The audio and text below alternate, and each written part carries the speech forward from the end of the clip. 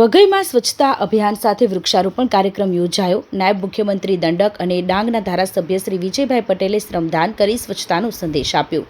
એક પેડ માં કે નામ અભિયાન અંતર્ગત વૃક્ષારોપણ કરી પર્યાવરણ સંરક્ષણનો સંકલ્પ કર્યો છે। 12 વર્ષ વિશ્વાસના વિકાસના અને જન કલ્યાણના અભિયાન અંતર્ગત સ્વચ્છતાનો આપ્યો સંદેશ। ગ્રામજનોને પણ જોડાવા કરી અપીલ। વડાપ્રધાન શ્રી નરેન્દ્રભાઈ મોદીના નેતૃત્વ હેઠળ કેન્દ્ર સરકારના સફળ 12 વર્ષ પૂર્ણ થવા નિમિત્તે દેશભરમાં વિવિધ જનજાગૃતિ કાર્યક્રમોનું આયોજન કરવામાં આવી રહ્યું છે, જેના ભાગરૂપે રાજ્યભરમાં સ્વચ્છ ગામ થકી સ્વચ્છ જિલ્લા, સ્વચ્છ રાજ્ય અને સ્વચ્છ દેશના સંકલ્પને સાકાર કરવા સ્વચ્છતા સપ્તાહ અંતર્ગત વિશેષ સ્વચ્છતા અભિયાન યોજાઈ રહ્યું છે।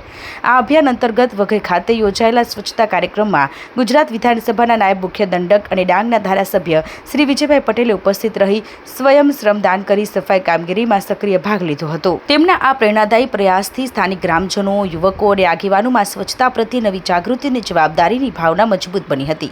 વિજયભાઈ પટેલે પોતાના સંબોધનમાં જણાવ્યું હતું કે સ્વચ્છતા માત્ર સરકારની જવાબદારી નથી, પરંતુ દરેક નાગરિકની સામૂહિક ફરજ છે।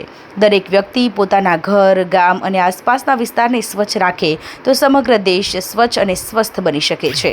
તેમણે સિંગલ યુઝ પ્લાસ્ટિકનો ઉપયોગ ટાળવા અને પર્યાવરણના સંરક્ષણ માટે સૌને આગળ આવવા અનુરોધ કર્યો હતો।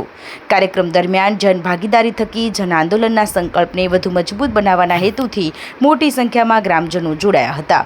સાથે જ એક પેડ માં કે નામ અભિયાન અંતર્ગત વૃક્ષારોપણ કરી પર્યાવરણ સંરક્ષણનો પણ સંદેશ આપવામાં આવ્યો હતો। સ્વચ્છતા અભિયાન દરમિયાન વઘઈના CSC વિસ્તાર, મુખ્ય માર્ગો, જાહેર સ્થળો, બજાર વિસ્તાર તેમજ વિવિધ શેરીઓમાં વ્યાપક સફાઈ હાથ ધરવામાં આવી હતી।